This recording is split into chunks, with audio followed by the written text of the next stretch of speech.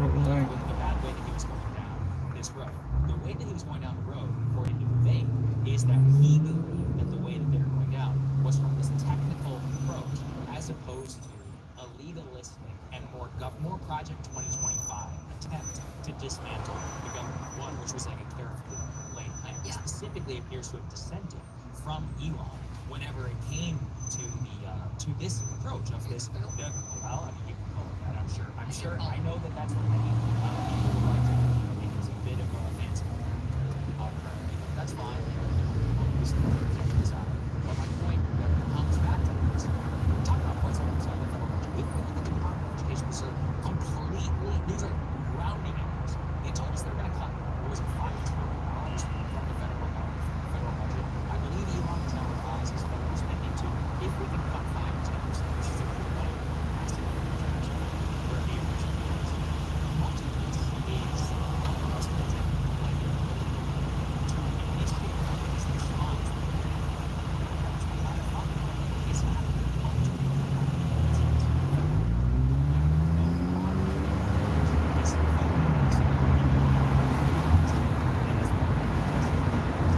Hey, what's up, OG? I'm back live again. Does it shake a lot when I'm driving or no? I'm just curious because this holder is really a good one to use. I like it because it's not attached to the window. It's hanging from my rear view mirror. But I know that it's a little bit unstable sometimes. But I think it's just the Samsung too. It doesn't have that stabilization like the newer ones do. That is what the Elon Curtis A little bit, yeah. I wonder if I should try using my iPhone and see if that shakes more. The only thing is the battery doesn't last that long. And he's effectuating it. Like he's putting it into place. It's pretty sunny out right now. About, is he gonna the amount of points not? So I'm here in Glendale, man. This is Glendale. They have a lot of new apartment I'm up. Gonna head back to Koreatown. So you're right. Yes. Yeah. And Elon has been given carte blanche. It is being backed up by Trump, by Trump and JD Vance. So and also, it's not true that just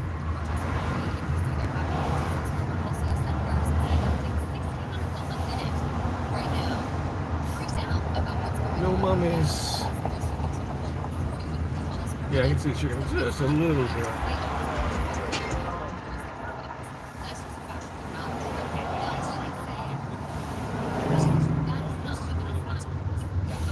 Man, back in the day, I remember working this building. I was gonna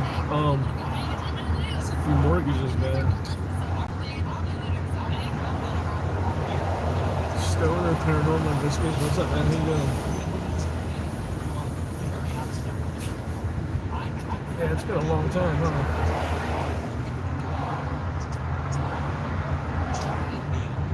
So those that are just coming in, I am driving through Glendale. If you're not in California, what's up, dude? All right, so I'm gonna go by the Americana and Galleria.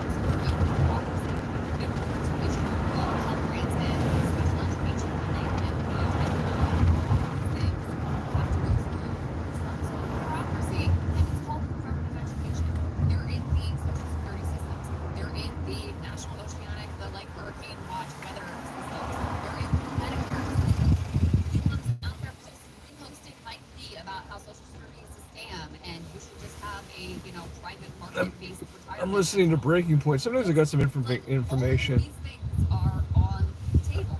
Lately, I've not been agreeing with Crystal Ball.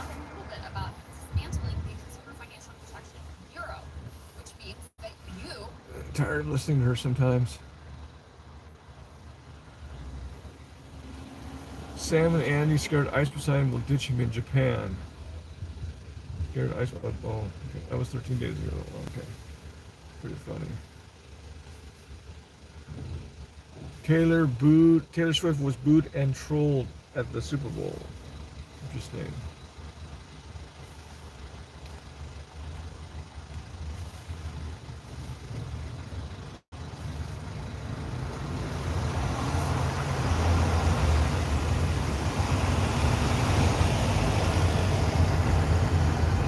says Ukraine is selling American weapons to Mexican drug cartels.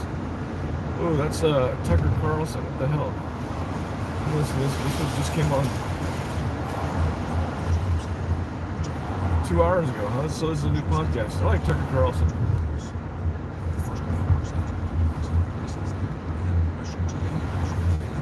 How do you do that? Yeah, well, how you bring the war to an end, this has been on the table since before the war started. And Trump is going to have a much more difficult position now to bring that to a fruition because of the horrific decisions made by the outgoing administration. Yeah, this is where it's getting shaky because the road is shaky. If I hold it, it won't shake as much.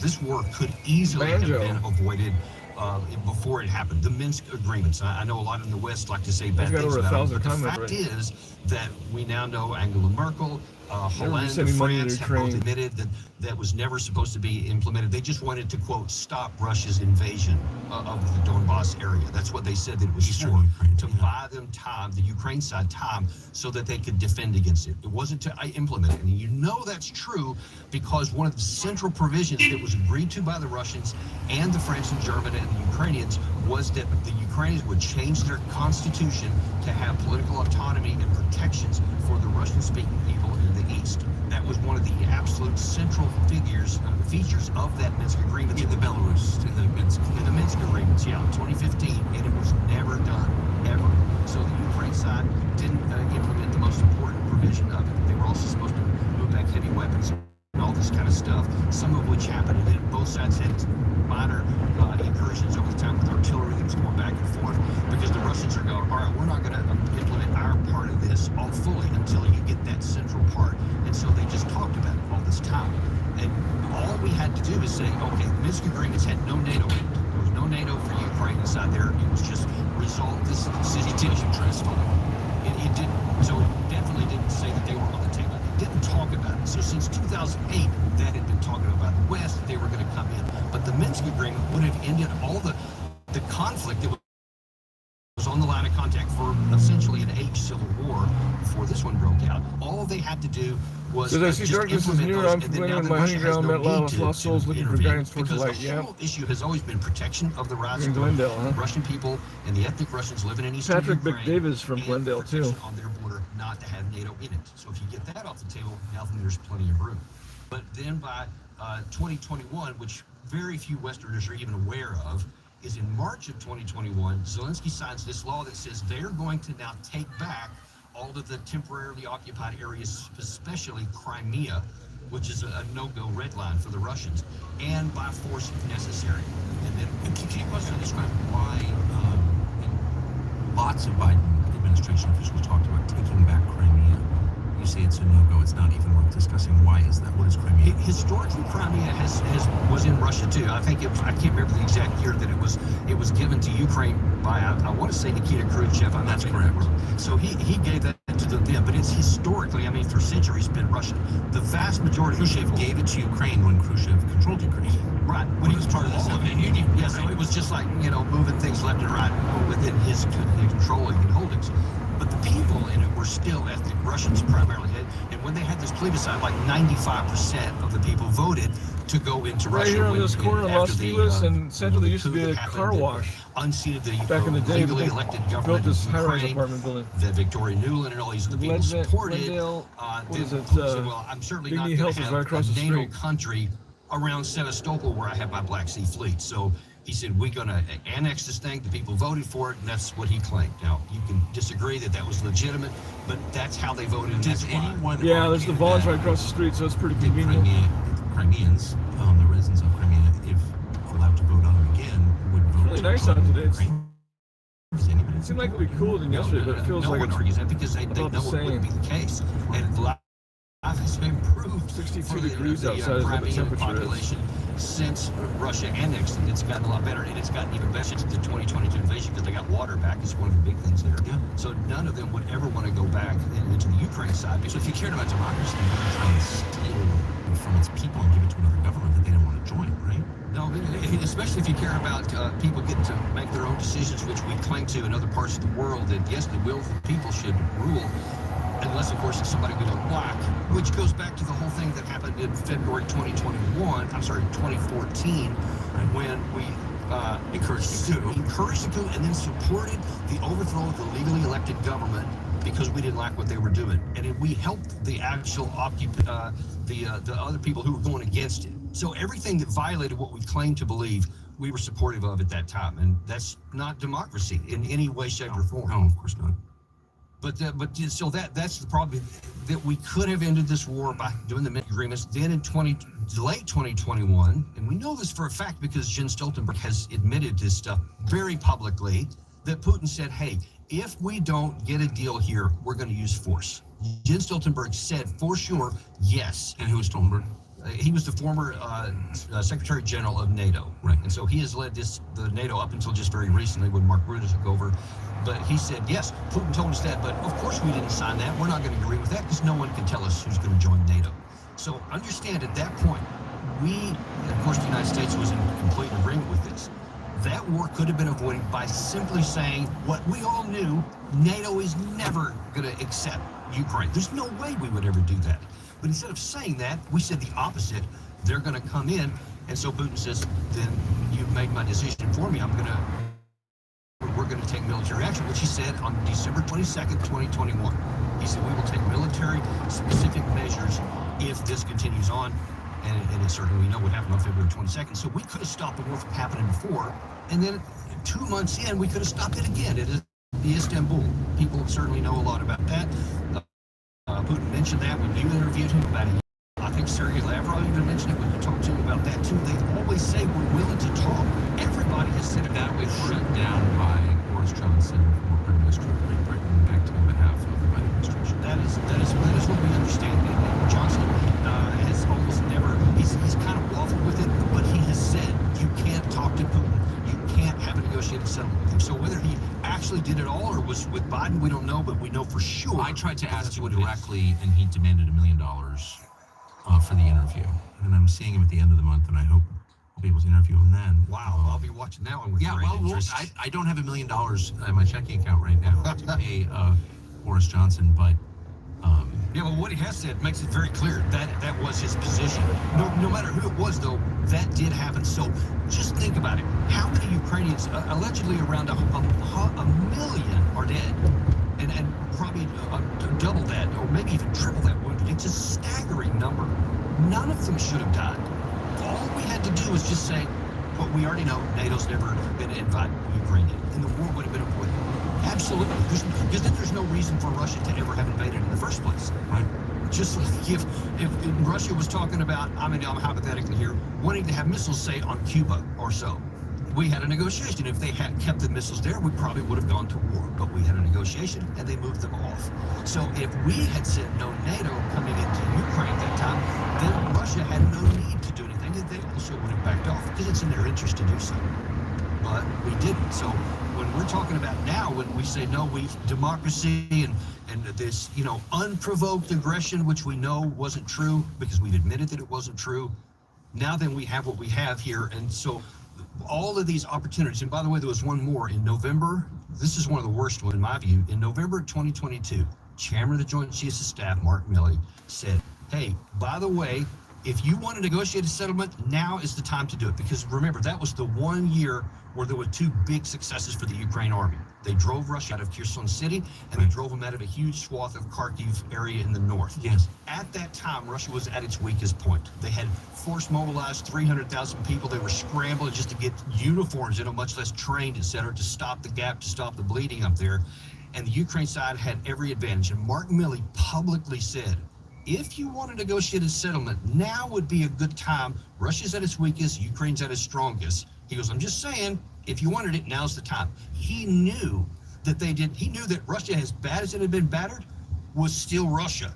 They still had all the natural resources Philly, that they I would saw ever you. need. They had You went down to the fashion district, man. which was already starting to gin up. Cool, And they had the How long you manpower, been in the LA? population, Exactly. everything that you need, and the mentality, because they view this as an existential fight. It It's happened not in the like evening, man. Vietnam was for us. This is on their front door, and it is an existential fight. So they will recover. You knew that. And so if you want to negotiate from a position of strength, you should say, at the time, now is the time. No, we didn't. Zelensky was now, I think, drunk with power because he's like, we beat them here, we'll keep beating them. But militarily, Tom, this is one of the things that's so important. Militarily, it was evident at the time that Ukraine couldn't win. Because Russia then, they had instantly, they withdrew from Kherson City, and it was to talk about humiliation for Russia at the time. Hopefully, that was the wisest decision they could have made. Because it would have been hard to hold on to Kherson City because we're behind them. So they moved 30,000 guys across where all the rest of now Ukraine can't fight. What's up? And so they preserved all that manpower and all the experience. All right, cool, Philly. They ended up using elsewhere to build. Check out Philly Dome, guys. Go live. Russia was really good defenses. So there was every reason to think they had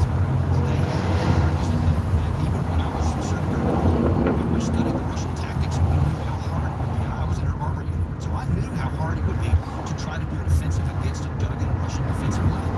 And so when I heard in 2023 that the Ukraine was Philly Dom is a world-class traveler. He's been all over the world. I said, there's no way that they're going to do it. I've conducted operations like that before. Desert Storm with Doug McGregor and an armored cavalry regiment. I knew what it was like to go into prepared enemy defenses, and that was against a not very good unit. But to go against the Russians when they had 6 months to prepare was suicide. Our leaders should have recognized that. Our Secretary of Defense should have recognized it. But instead, they said, no, we're going to succeed. We've trained them up. We've given them all these thousands of military vehicles, millions of rounds of ammunition, training, intelligence support. You know, I think it was HIMARS at that time that we'd given them already, Stingers, all kinds of stuff. And I said, look, and I wrote about this ahead of time. This is revisionist history. I wrote ahead of time, this will fail, and here's why. You have no Air Force. Effectively, there's no Ukrainian Air Force. You don't have enough air defense, and you don't have enough engineering support to penetrate these minefields. And the most important one is you don't have the trained manpower. It doesn't matter how many people they mobilize. I know from Armored Cav how hard it is to maneuver in coordinated fashion across a broad front. It's extremely difficult, and they had this much experience in doing that. And you can't train that up in a 2 or 3 months. It just can't be done. Our leaders should have known that, but instead they encouraged it.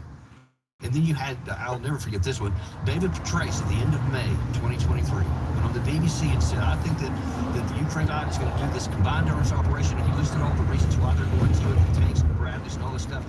I think that they're going to penetrate the Russian lines, the defensive lines will crumble, crack, and maybe even collapse, and they'll go to the Azov coast. That's what he said on the eve of this thing.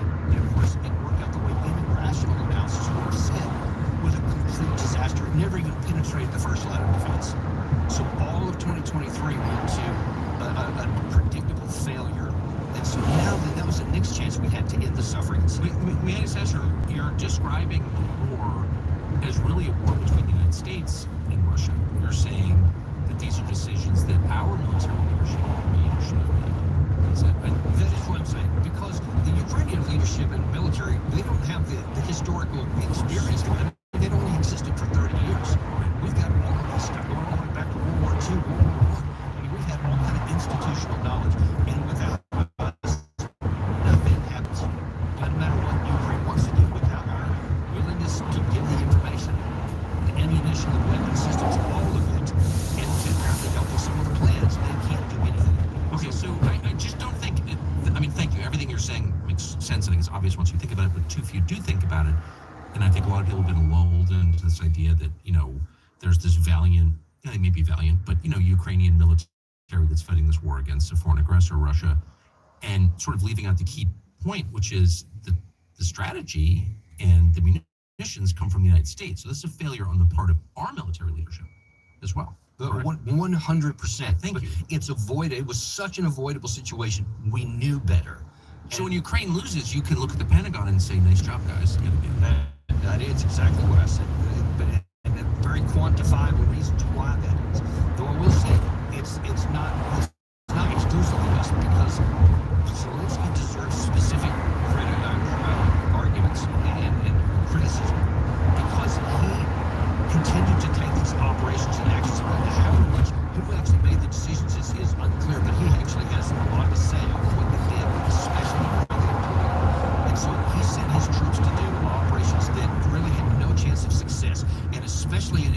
serves, people claim that he's, you know, like this modern day Winston Churchill kind of thing, right? I mean, he got all this publicity in the first. Well, Winston Churchill made some huge mistakes early in his career, and because of that, I was just thinking about Gallipoli. yeah, exactly. Yeah, he had his I guess he is Gallipoli. like church.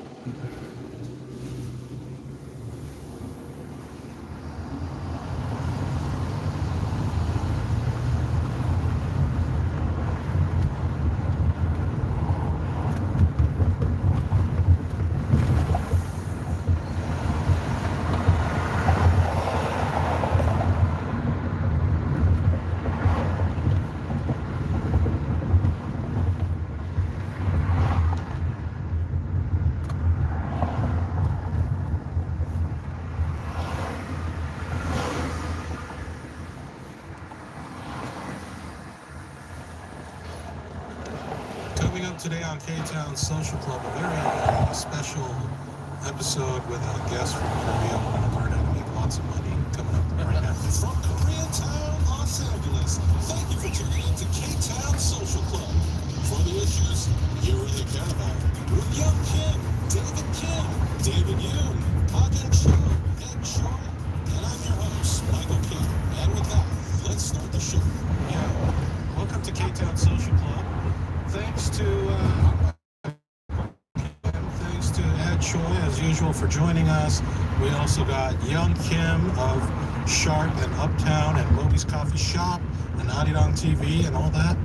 And to my right, over here, who flew in all the way from Korea this morning is wow, I didn't know. Professional poker player Ryan Yu. Welcome to the program, Ryan. Thank you. Oh, you're a poker dude.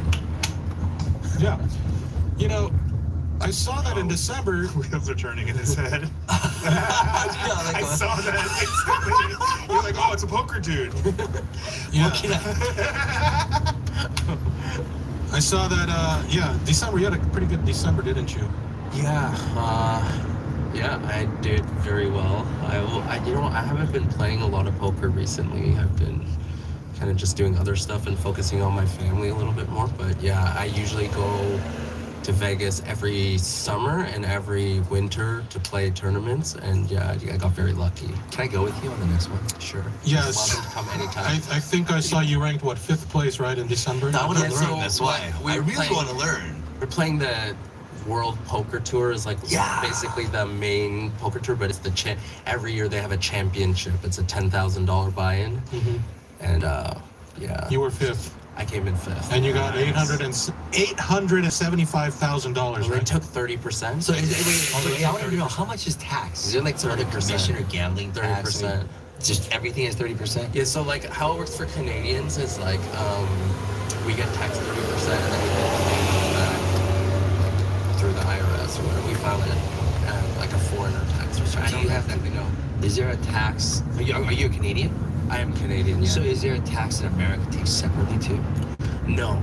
So we can technically claim all of it back as long as we have like losses to offset. Oh. Yeah. So after 30%, you still got $612,500. Yeah, something like that. Which is for a year where apparently you didn't put too much effort in. Sounds like a good year. A lot of these things, there is a lot of skill in poker, don't get me wrong, but in the short term, in just one tournament, a lot of it is just complete luck.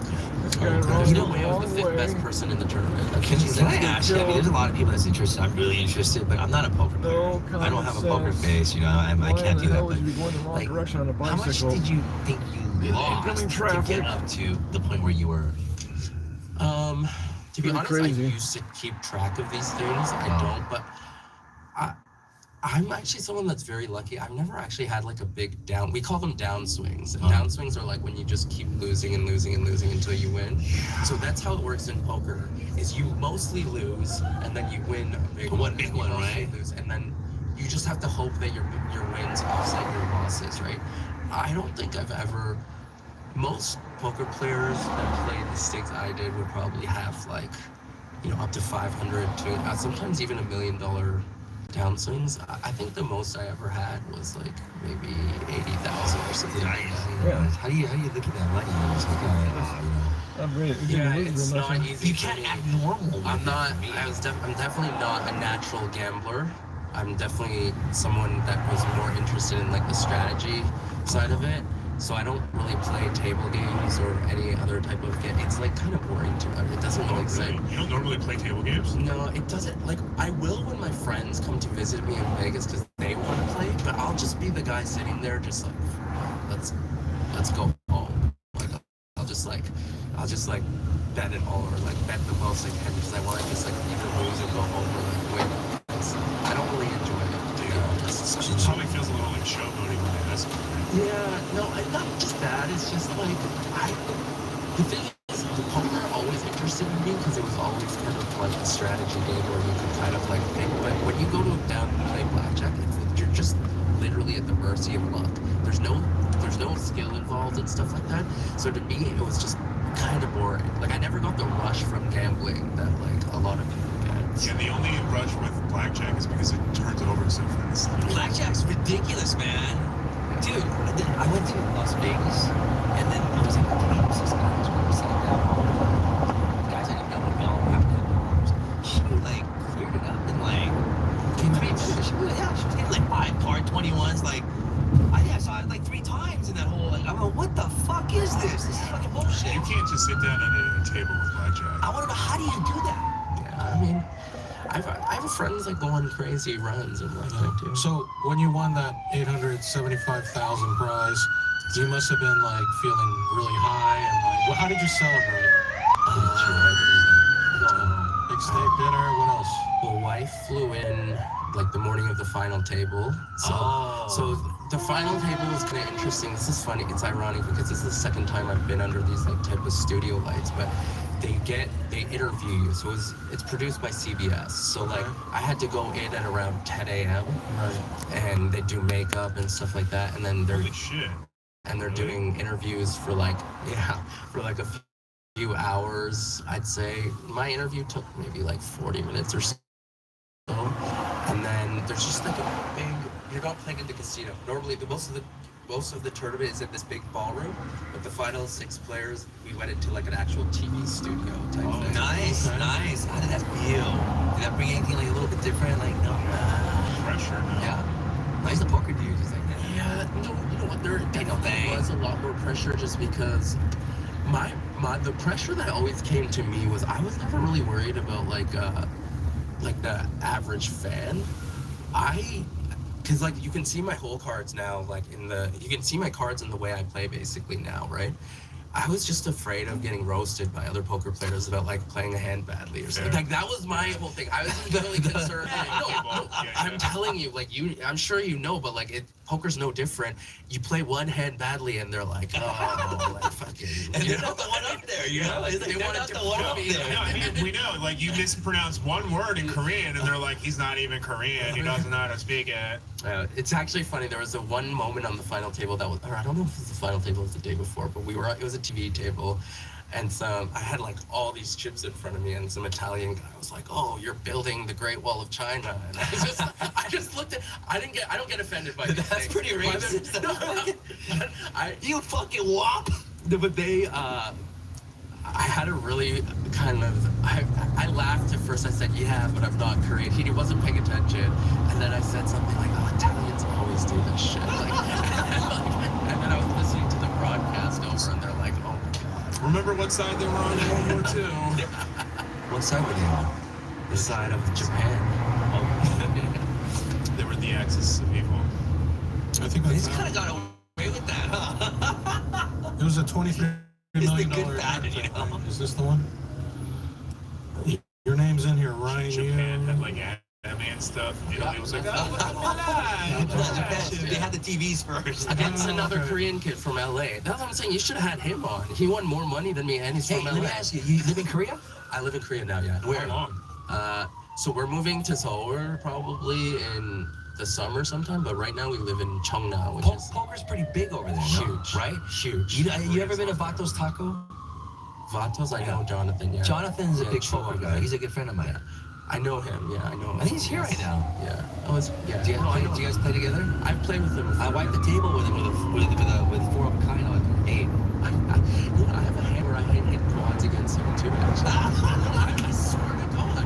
And he actually checked it. I checked 4 jacks on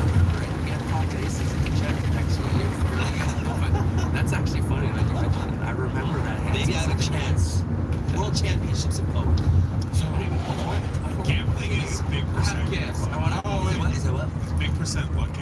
Yeah, I know, but you know, I just wish I had the balls. Anyway, to Ryan, put it down. Ryan has brought us some gifts from Korea. Let's check it out. Why is it in a Radio Korea bag? So these are Because he needed a bag. We gave these him one. are Skincare. yeah, this is beauty products. So Oh, these are dope. these I are the fucking two love it. hottest things. These are the two hottest things in Korea right now. So this is You this were is like, we're basically not. like You were like, this isn't a big deal. no, I'm excited.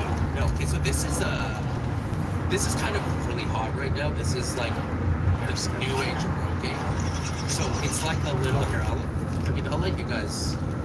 I'll let you guys open one. And how it works is it's like basically it looks like kind of like a deodorant stick, but it's attached to like a little comb with holes in it, and you just run it through your hair. Shit, I should give some to my I mom. mean, we're all over 40, right? So this is the time we kind of need this now. Yeah, and then you just. But actually, no, this is really popular for women too now in Korea. That's like my wife put me hysterical. on this. She started using it. Oh, your wife? It's like rubber. Yeah, right. Not rubber, but like. I It's feel just like a comb with I like. feel like Ariel from Little Mermaid. No, but you put it in No, your dude, you scalp. have it on your scalp. yeah, It feels good. And then I got you Off of the guys. scalp. This is the most popular moisturizer in Korea right now. It's Yes. facial wash. It's just a regular facial moisturizer. Swammy. Hell yeah. This is number one by far for both women and men. Oh, 감사합니다. It's not the. Thank It's you. not like the super high end stuff, but it's the most. 모공 쫀쫀 파잘먹 수분 천재 MD's pick. times 2. Thanks, man. Thank you. I'm literally not I have being to bring- facetious. Are I'm you very flying out of excited. LAX? I have to go to Vegas soon, so I'm not sure exactly when We'll I'm stop gonna by leave. Moby's Coffee Shop, Manchester, and Crenshaw. It's in Inglewood. It's in Inglewood. Come on, come over. He's pretending like he's I got you inviting it, but hooked this is up. No actually a worries. plug. Yeah. I'm gonna call my poker buddies in Inglewood. Yo. Yeah. Thanks, Ryan, for Yeah, the. thank Wait, this is for my hair and then for my skin, right? Yeah, Okay, for your cool. Hey, really, anytime if you want to eat, let me know. Come with that. Come with that. Yeah. What's his name? Yeah. And Eddie, he's a really, I don't know him well. Yeah, I think he's more of a cash game grinder. I haven't seen him around tournaments before. Really nice kid. Really liked him. Honestly, if there was one guy, because I ended up losing to him in the tournament. If there was one guy I lost my chips to, it would have been him. Yeah. I was cheering for the other crew. At one point there was 12 people left in the tournament, and 3 of us were Koreans. So like. Oh, really? Yeah, we had a pretty good shot at. But no, it was 2 white people that. It's the smaller eyes that is deceiving. I was hoping that it would be. It's the lack of wrinkles on our faces. Is We're talking about Asians don't raisin and black don't crack. Well, It's a fact. It's harder to hide our emotions because there is none. Yeah. And We're Botox, dead inside. Yeah. Put a whole bunch of Botox, your face is frozen. So I didn't actually get to hear, how did you celebrate? Your wife flew in and then. And then I had 2 of my closest friends in poker also came in, Okay. and we actually went to Korean barbecue. That's what they wanted to eat. So we just went to Korean barbecue. Which Korean barbecue? Which one was it? It was honey. One that. Honey veggie or honey pork. No. What does he? Korean people. I can't remember. It's one of the more popular ones. It's all right. I mean, I live in Korea. Oh, whatever. Korea's dope, dude. Seriously, Korea's a the dope thing place is, for like that. the hanu, hanu, Yeah. right? You understand. 얼마야? 요즘에? 얼마예요? It's like crazy. Is it like 6만 원? 40,000, It's like- 50,000? It depends. 6만 원. 400 grams. I don't want to sound like How I don't much want to is flex, pakde? but like they have there's this place called Born and Bread. They do like omakase, and honestly, that gets up to like 300-400 a person. Oh, Yeah. So it's like very expensive. I'll take you if you come to Korea. This Yeah, I'll time. be there in a few months. Yeah. If I'm there, I'll take you. But in my opinion, I'm very biased, but I think it's the best beef in the world. I think it's better than Wagyu in Japan or anything or USDA Prime or Black Angus or whatever they have here. But Yeah, Hanu is way better than any other beef. I don't know about Wagyu because I went to one place. I think it's like $300 to get 4 pieces. I'm like, what the fuck is this? Yeah. It's too grease and Wagyu It was for beautiful. I mean, it was good. It's like 4 pieces, man. 4 pieces. Beef really is really. It's all like it's more value. Like resin is actually in the industry, and like Koreans, we don't sell it to the rest of the world because we import that shit. Yeah, well, I think the reasoning behind it is because if they started selling to the rest of the world, the price would just go up like crazy because the demand would just Do you know what I mean? So they want to keep you wouldn't have supply enough, limited to Korea because they don't have scalability in Korea. There's no land in Korea, so you can't. And the way they raise cows there, it's not like factory farming. Yeah. It's a very hands-on. That's why the milk is process, better right? there. Have you seen Korean cows? They're a nice golden shade of brown. Yeah. Well, if you look at the genetics, a lot of people say the genetics of like what the cows in Japan are from Korea too. Like they started Korea because they didn't have cattle in Japan before. I would imagine. It's a tiny little island. Now you're pretty politically opinionated too, aren't you? I mean, that's where I first found you was on Twitter saying Yeah, I mean, Which politics? The U.S. politics? to be honest, I live in Korea now, so I'm very into Korean politics now. Korea's wild right now. It's so insane wild. right now. And you know what's really funny about Korea is the liberal candidate in Korea, Lee Jae-myung, right? He's like a lot like Trump in a way where people have this insane hard-on for him, and it's based on because he doesn't. It's the way he talks, right? So people think he's like a very rude person, and so people have this.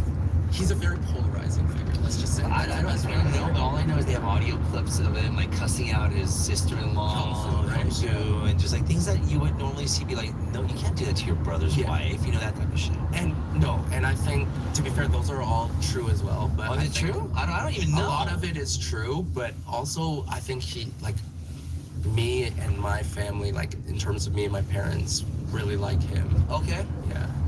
Well, after you saw how he turned out, I think you know. So we already. It's that wife, dude. That wife is you think it's the wife? To be honest, I don't know too much about him All right, specifically. guys. I'm gonna I cut just the know stream for a that, little bit. I might go live again. He has a very Thanks for interesting hanging out, face, man. It's look. This is the funny.